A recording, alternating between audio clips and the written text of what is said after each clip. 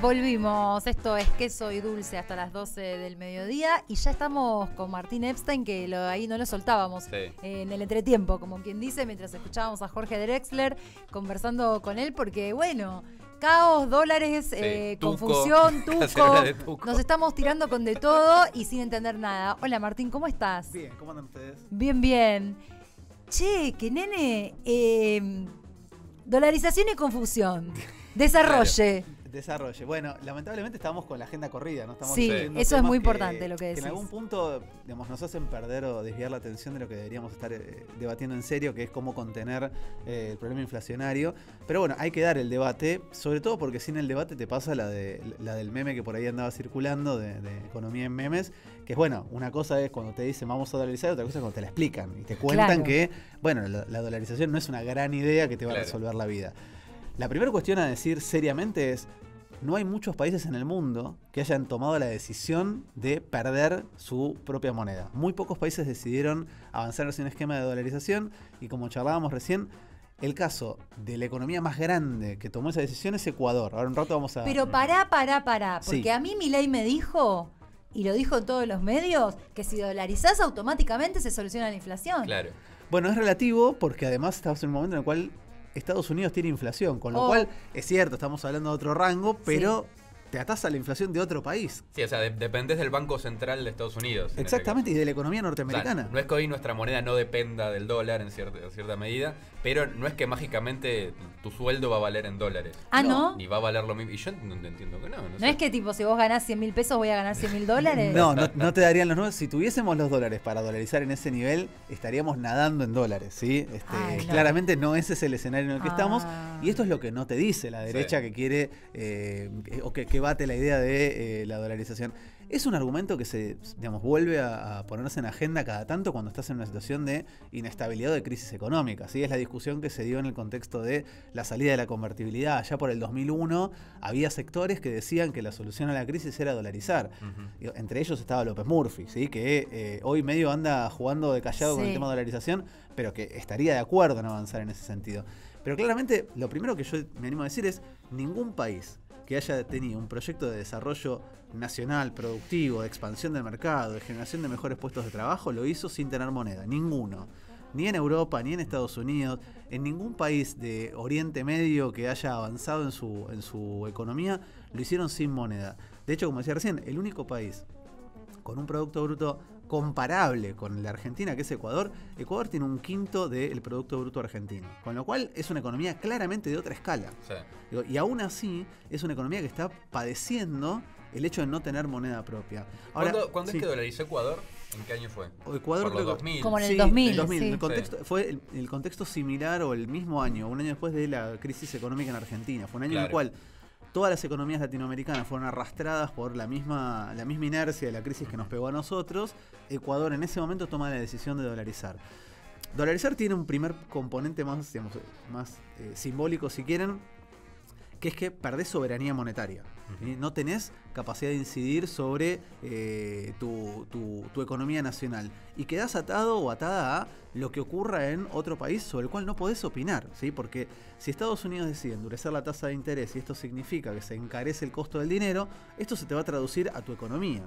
Si Estados Unidos tiene una situación inflacionaria como la que vive hoy, esto se te va a traducir a una inflación interna importada sin poder hacer absolutamente nada. Si caes en una crisis como la que se vivió en el contexto de la pandemia, que hubo que cerrar la economía porque la gente si no se moría en la calle, y tuviste que pensar en cómo hacer para acomodar económicamente la situación, no tenés recursos para dar ATP, IFE, no podés emitir, y esto es cierto, en un contexto de normalidad emitir puede ser cuestionado, en un contexto de crisis, todos los países tienen que emitir para poder resolver el problema económico. Digo, perdés esa herramienta que es fundamental, sobre todo en países como los nuestros, que cada tanto caemos en alguna crisis de estas. Pero además no tenés los dólares para dolarizar.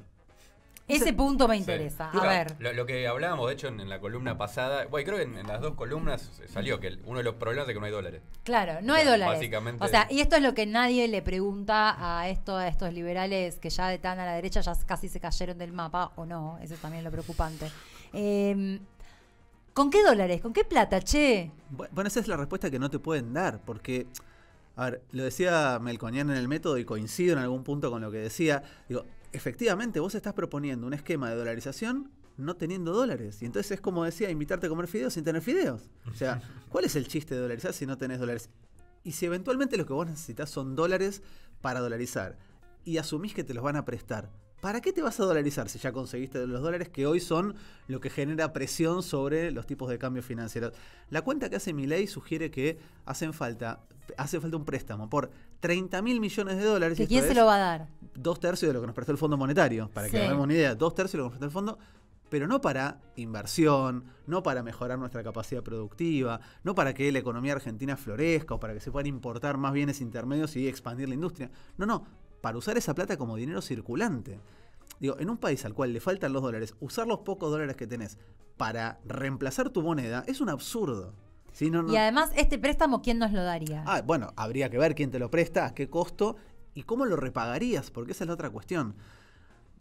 Les sigo adelantando, digo, ahora cuando veamos lo de la evolución del PBI de Ecuador todos los años ve cómo tiene menos capacidad y mayor deuda respecto a la población. ¿Por qué? Porque su economía está dolarizada. Entonces, la dolarización no resuelve nada. Y como hablamos un poco la última vez que nos vimos, si el problema que tenés es que no tenés dólares, buscar esos dólares para, en lugar de resolver los problemas, volcarlos al mercado para que comerciemos en dólares, no tiene ningún sentido. Respondo a la pregunta del principio, ¿a cuánto dolarizaríamos? Eso. Bueno, y es un gran depende. ¿Sí? Porque, yo te lo preguntaba porque está bueno pensarlo en números concretos, porque si no se vuelve un poco abstracto, pero digo, claramente no sería una convertibilidad, no sería un 1-1. No, a ver, aclaro esto primero. Hay dos formas de mirar la convertibilidad. Si nosotros tenemos el viejo recuerdo de lo que pasó en los 90 con una conversión entre el peso argentino y el dólar. Pero la diferencia que hay entre la dolarización y esa caja de conversión es que, a pesar de que esa caja de conversión era muy rígida, porque tenía una ley que la respaldaba, tenía una salida posible, que fue de hecho lo que terminó pasando hacia el final del 2001. Sí. Un estallido, devaluación y saliste, y especificaste, y cuando especificaste reacomodaste la economía. Bueno, no hay ejemplos en el mundo de países que hayan dolarizado y salido de la dolarización. Es cierto, les estoy contando países con muy poca relevancia en términos de Producto Bruto, con lo cual es un gran interrogante. ¿Qué pasa si estalla la dolarización? ¿Salís, no salís? Esa es la primera gran cuestión, y yo diferiría de una caja de conversión, que es decir, bueno, voy a atar mi moneda a otra para darle estabilidad, para anclar mi moneda con otra. Bueno, eso es el 1-1, la convertibilidad. Dolarización es perder soberanía con la moneda. Pero la cuestión central es, ¿a cuánto cambiarías o cuál sería la relación entre tus pesos y los dólares para poder hacer esa conversión? Bueno, yo me acuerdo hará año y medio, si no me equivoco, un diputado cordobés de apellido Cacá se presentó un proyecto en el Congreso para dolarizar. Y el proyecto tenía una falla técnica, pero básica, que es que no decía qué agregado monetario iba a tomar para hacer el cambio. Muy simple para que se entienda. Los agregados monetarios son las distintas formas de contar el dinero que existe en una economía. ¿Sí? Y el agregado monetario define qué es lo que vos vas a tomar. El primer agregado monetario son los billetes y las monedas que existen, físicos. Reales. Bueno, una decisión posible es, voy a convertir solamente lo físico. Voy a sacar de circulación los pesos y las monedas y voy a reemplazar pesos y monedas por dólares. Esa es una forma de hacer la dolarización. Ahora la gran pregunta es, ¿y qué pasa con el que tiene un plazo fijo? Con los que tienen bonos estos fondos de inversión tan de moda ahora que los bancos te ofrecen. En principio, si vos convertís el M1, que es ese agregado monetario, no están cubiertos. ¿Y qué es lo que te dicen los defensores de la dolarización? No pasa nada, porque como confiamos en que la economía se va a mover, no vamos a salir todos corriendo a buscar nuestros ahorros. Hace 20 años estábamos en esa misma y todo el mundo salió corriendo a buscar sus ahorros. En la puerta de los bancos, golpeando y prendiendo fuego todo. Gente infartada, no lo digo de manera metafórica, sino literal. Gente sufriendo infartos en los bancos porque iba a buscar sus ahorros de toda la vida y no estaban. Absolutamente. Es más, esta semana, ¿qué pasó con el dólar en general? Cobró tanta vuelta, tanta publicidad la cuestión de la dolarización que hubo mayores retiros de dinero en efectivo, dólares, de los bancos. Les aclaro, existen los dólares, ¿sí? Hay respaldo, ¿sí? La cantidad de dólares atesorados en el central es tan alta que prácticamente la totalidad de los depósitos están cubiertos por dólares físicos, con lo cual el riesgo de un estallido financiero como el que se vivió, un estallido bancario como el 2001, hoy no está. Ahora, después de la experiencia de 2001, ¿qué ocurrió? Y tanto ruido tuvo la dolarización que primero los dólares financieros se dispararon, porque si alguien te dice que el dólar va a valer 1.000, ¿vos qué haces ahora con un dólar a 400? Y compro. Si alguien te firma, yo cuando asumo voy a devaluar y voy a llevar la moneda a 1.000 pesos, el dólar, Y bueno, si yo puedo comprarme ahora sí, lo que 1.000, pasa 2.000 dólares a 400, me estoy asegurando que cuando venga la devaluación, yo primero estoy cubierto, segundo le pego una ganancia fenomenal en ese escenario. Ahora, perdón, te hago un asterisco. El tema es que sí, compro, ponele, que tengo un mango y puedo comprar 200 dólares. Los compro en la cueva, ¿sí? En ese mercado de ilegalidad, pero que es preponderante porque aparte ejerce presión sobre el tipo de cambio real y oficial. Todos esos dólares además que circulan en la clandestinidad, ¿están contemplados, no están contemplados? Bueno, sigue siendo... Eso, no es mesurable además, porque ¿cómo sabemos cuánto hay? No, eso yo te diría que no es lo que, digamos, no entra dentro del cálculo, no es lo más preocupante, ¿sí? Porque lo más preocupante es que vos hoy tenés un montón de activos en pesos que están circulando, que se están moviendo, ¿sí? El cálculo es que son 12 billones de pesos. O sea, Perdón, cuando vos te referís a activos no es el dinero real, sino son los títulos. Exactamente, son letras que los privados en general, las LELIQ, LEVAC, todas notas o letras que son inversiones en pesos de privados tomadas mayormente con el Banco Central, pero también con el Estado a partir del Tesoro. Bueno, toda esa plata vos la tenés que considerar en esa cuenta. ¿Por qué? Porque efectivamente si vos anuncias una dolarización y decís, solamente voy a convertir el M1, que esto es la base monetaria, los pesos y las monedas circulantes, el que no tenga pesos y billetes, pesos y monedas, ¿qué va a hacer? En cuanto vence el plazo fijo va a querer ir a retirar su guita. Y sí. Claro. Y esa guita no va a tener respaldo. Entonces el resultado ¿cuál va a ser? Que aún dolarizando te va a pegar una estampida de precios el dólar, que vas a tener una segunda vuelta de devaluación al toque. Y ponele que dolarizamos también los plazos fijos, la fondos de inversión. Esa es la cuenta que es interesante hacer. Mira, nosotros hicimos una cuenta desde CEPA en un informe que aborda esto y entiende esto como una búsqueda de un shock contra los salarios. ¿Por qué? Porque efectivamente la gran discusión es cómo hace esta derecha para convencer a una mayoría razonable de que la solución es la dolarización. Sí. Entonces, ustedes proponen 4 tipos de cambio diferentes. Sí, más que analizamos 4 alternativas como bueno, a ver, ¿qué pasaría si dolarizamos en este tipo de cambio? ¿Y por qué en este tipo de cambio? Bueno, pensemos un escenario en el cual, esperen que lo tengo por acá, pensemos un escenario en el cual decidimos, digamos, tomamos como base un salario, el promedio del salario bruto son 276.000 pesos, que neto queden 187.000, ¿sí? Para buscar un salario de referencia. Sí. Claramente es un salario de referencia, pensemos en toda la gente que está por debajo, que es más de la mitad de la población. Bueno, con un dólar a 2.24, ¿sí? Que sería el dólar oficial, el salario actual está en 840 dólares. Hagamos una cuenta que nos lleve el dólar a 705. Esto es, vamos a devaluar la moneda significativamente para poder dolarizar primero. Bueno, esto nos llevaría el salario a 266 dólares. Una pérdida de 68% de poder en dólares. Es un montón. Ahora, supongamos que vamos a agregarle a toda esta cuenta que estamos haciendo, bueno, vamos a reemplazar no solo la base monetaria, sino también títulos, que es lo que decía recién, liquidando otros activos del central. Bueno, ahí te llevaría el dólar a 2.430 pesos. Para. Eso significaría un dólar igual 2.430 pesos. O sea, que tu salario que ha medido hoy en dólar oficial son 840 dólares, se reduce a 77 dólares. Bárbaro, che. Hermoso. 90% de pérdida de poder adquisiticio. Bárbaro. Así. Pues además, después te vienen con el verso de que hay que tener salarios competitivos. Sí, ¿viste? Sí, competitivos. Ya estamos en que me dejaste 77 dólares en el bolsillo. Exacto. Ahora, hay otro problema, que es el siguiente, que es que vos no tenés muchos dólares en el central. Con lo cual, supongamos que vas al ejemplo más extremo. Si vos agarras todos los agregados macroeconómicos, los agregados monetarios, y los convertís con los dólares que tenés hoy, que son apenas 1.800 millones de dólares netos. Es lo que vos tenés hoy en el central para usar. El dólar se te iría a, agárrense fuerte, 9.880 pesos. Y entonces, ese salario... Un dólar 10 luquitas. Un dólar 10 lucas. No. Y ese salario que hoy, medido a dólar oficial, son 840 dólares, se convertirían en 19 dólares. 19 dólares por mes sería el sueldo si se devalúa la moneda para poder llegar a una convertibilidad con el dólar, una devaluación, una dolarización con la cantidad de dólares que tenemos hoy. Digo, el escenario es catastrófico, pero además en un escenario marcado por 8 años prácticamente de un retroceso constante del salario en términos reales. Digamos que estamos para los juegos del hambre directamente. Pero absolutamente, esto es licuar absolutamente el salario en dólares en nuestro país. Por eso es que yo digo, ojo con quienes creen que la dolarización es la llegada del consumo en dólares. Hay gente que cree que dolarizar significa que ahora lo que yo gano lo voy a ganar en dólares.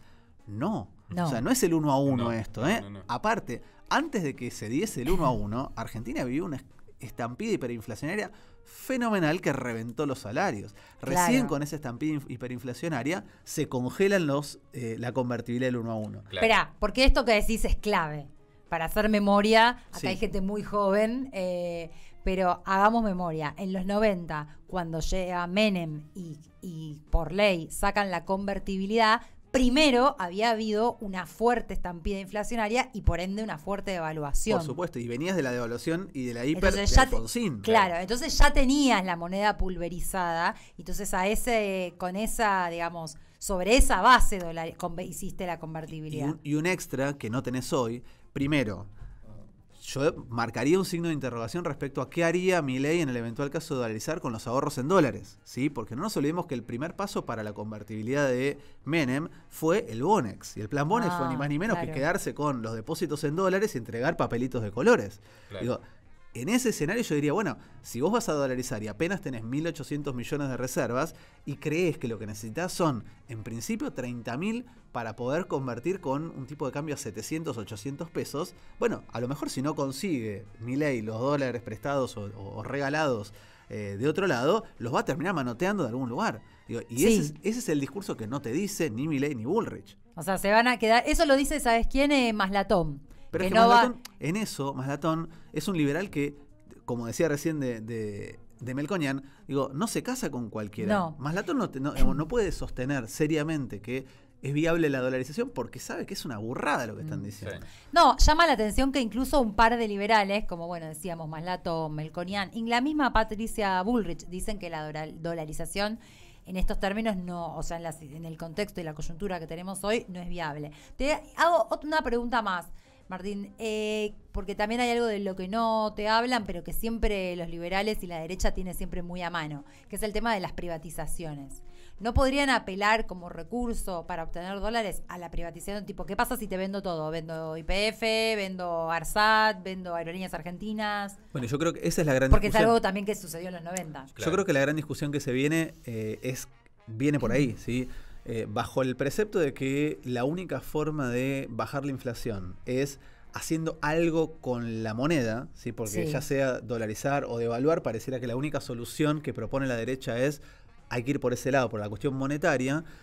El camino a empezar a discutir la privatización de empresas estatales está absolutamente allanado. Por eso yo creo que el trabajo sucio de Milei, más que promover un programa económico con capacidad de ganar, es correrte la agenda a la derecha. Entonces cuando Milei te corre la agenda a la derecha y Bullrich te dice, no, yo no voy a devaluar, yo no voy a dolarizar, yo voy a devaluar y voy a llevar el tipo de cambio a 800 pesos, te suena como razonable. Claro, cualquier medida te parece más tranca. Parece un discurso mesurado. Claro, al lado de eso lo escuchás a Larreta que te dice, yo voy a mantener el cepo porque tenemos pocos dólares y dice, pará, este es un tipo moderado.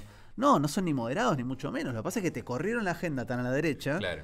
Y para poder sostener cualquiera de esos planes, efectivamente el camino de la discusión a privatizar empresas, sobre todo las energéticas, que son las que hoy tienen no solo mayor viabilidad en el presente, sino mayor proyección hacia adelante. Hablábamos del litio también la semana pasada. Litio, gas y combustibles en general son los que nos pueden permitir despegar fuertemente. Y claramente los países, digamos, los que miran a la Argentina con cariño son los que quieren quedarse con esos recursos. Viste que Chile, hablando del litio, Boris decidió que el Estado sí o sí tenga participación en todas las empresas que van a explotar el litio como recurso. Sigue la experiencia del cobre, o sea, Chile, aún con un gobierno liberal como el de Pinochet, autoritario como el de Pinochet, no privatizó la empresa nacional de cobre, porque en algún punto es como lo evidente, lo que tendrías que haber hecho en nuestro país también, digo, conservar esos recursos, sobre todo los estratégicos, para poder asegurarte presente y futuro.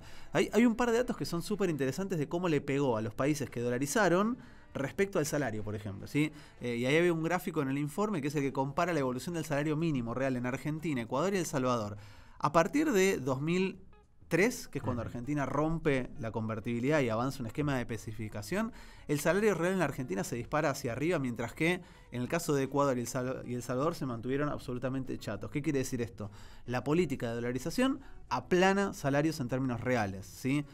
¿Por qué? Y porque vos en general lo que lográs con la dolarización es que bajás la disputa salarial, porque como los dólares son limitados, vas a cobrar lo que se pueda. Sí. Ahora, hay dos que a mí me parecen súper interesantes, que es qué pasa con el PBI en esos países y los salarios. Tanto en Ecuador como en El Salvador, en el momento en el cual dolarizan la economía, la curva muestra que el PBI se dispara para arriba mientras que el salario se mantiene estable. Esto quiere decir, aumenta el volumen, el total de la economía ecuatoriana y el total de la economía salvadoreña, pero ese diferencial no se distribuye en el salario queda aplanado. Y por último, hay un cuadro que está en el informe, después lo leen tranqui, pero que muestra el déficit de Ecuador, el déficit fiscal de Ecuador como porcentaje del PBI entre el año 2008 y el año 2021. Vieron que no todo el tiempo nos dicen, no, el problema es el déficit, hay que bajar el déficit, porque el déficit es el que genera deuda, y entonces la deuda es la que genera finalmente que no tenés dólares y esto se traduce en inflación. Bueno, si vos te fijas, salvo el 2008, donde el déficit fue del 0,56% del PBI, o sea, prácticamente cero, del 2009 al 2021, todos los años el déficit fiscal ecuatoriano en relación con el PBI dio negativo. Esto quiere decir, bajaron el déficit significativamente. Sí. Bueno, a pesar de esto, la deuda pasa de 15.000 millones de dólares, la deuda total ecuatoriana, en 2008 a 66.000 millones de dólares en el año 2021. Y esto, ¿cómo se traduce en términos de la relación deuda-PBI, que es lo que hay que mirar siempre, porque la deuda medio suelta no tiene sentido? La deuda era del 24% del PBI en el 2008 y pasó a ser del 62% en el 2021. Y si haces la cuenta más simple, que es deuda per cápita, ¿cuánta deuda debe cada uno? ¿Cuánto debe cada uno? Bueno, ¿cuánto te estoy debiendo? Cada ecuatoriano debía $1.050 al comienzo de este ciclo y ahora debe 3.700. Hermoso. O sea, más del triple la deuda externa por ecuatoriano. Bueno, este es un buen ejemplo de cómo la dolarización es un desastre, porque genera condiciones de destrucción del mercado interno, genera imposibilidad de reacción del mercado interno y en una crisis no resuelve nada. El extra que yo diría es, en este escenario, discutir la dolarización lo que trae es una estampida de dólares, una estampida de precios de los dólares que se traducen en aumento de precios. Y pobreza. Y pobreza. Y es falso eso de que te haga más competitivo. De ninguna manera. ¿No? Todo lo contrario. O en todo caso, si todos dolarizan, capaz. Pero aparte vos no necesitas dolarizar para ser competitivo. Sí. O sea, de hecho, vos tenés una economía que es competitiva a escala internacional, al punto tal que te siguen comprando soja y seguís exportando. Sí. O sea, la competitividad no tiene que ver con qué moneda usas, porque de hecho, los países desarrollados que son competitivos tienen su propia moneda. Sí, de hecho eso te iba a decir, Martín, para que lo pensemos para la otra semana cuando vos vuelvas. Me gustaría, ya que nos imponen la agenda y tenemos que estar preguntándote por la dolarización, lo cual sería una ridiculez en otro momento, pero tenemos que hablar de esto porque si no los dejamos que se apropien del discurso. Me gustaría que estamos mirando, vos traes con mucha precisión ejemplos de países que han dolarizado y cómo les fue y cómo están. Me gustaría que miremos también dentro de Latinoamérica ejemplos de economías fuertes, como por ser la de Brasil, que tienen un desarrollo de su propia industria y una moneda propia, que la sostienen, además. Sí, totalmente. Lo podemos traer la próxima que venga. Yo creo que hay una cuestión central, que es que como sociedad nos merecemos un debate y nos tenemos que dar un debate respecto a cómo poder romper nuestra idea de que nuestra economía es dolarizada. ¿Por qué? Porque digo, desde el 75 para acá, desde el Rodrigazo para acá, la economía argentina, independientemente del nombre que tenga nuestra moneda, peso argentino, australes, pesos, es una economía que mira al dólar como valor de referencia. Lo primero que hay que hacer es sincerar esto, ¿sí? Nosotros somos una sociedad que miramos al dólar como valor de referencia. Sí. Cosa que no pasa en Brasil, por ejemplo. El bimonetarismo existe. Sí, se usa para transacciones. Exactamente. O sea, compras una propiedad y te en dólares. Claro, no nos pasa como en Brasil que te puedes comprar la casita en reales. Ahí yo creo que hay una discusión que hay que darle en serio, porque el caso del mercado inmobiliario es súper interesante.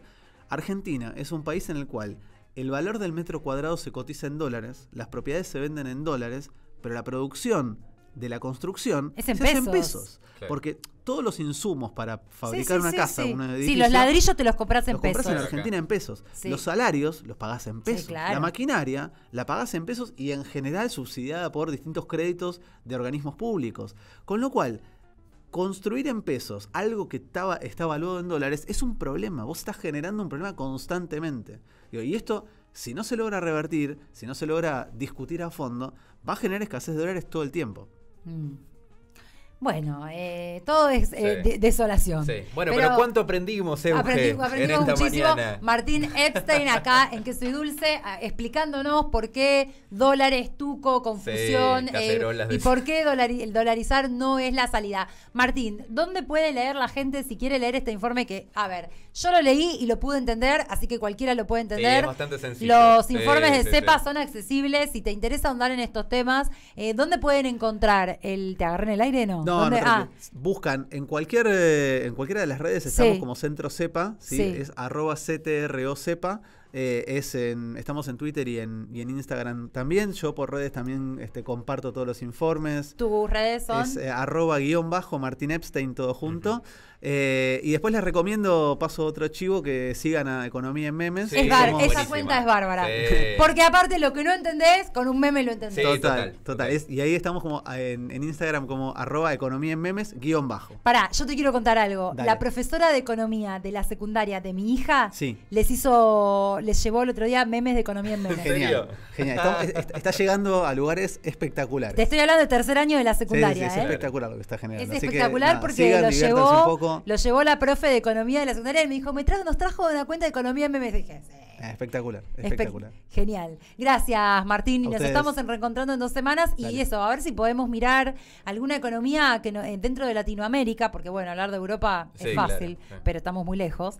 Alguna economía dentro de Latinoamérica que traiga un panorama un poquito más esperanzador. Dale, vamos a tratar de traer una mirada un poco más hacia adelante con expectativas. Gracias. Martín Epstein en Que Soy Dulce. Llévatelo, Juani.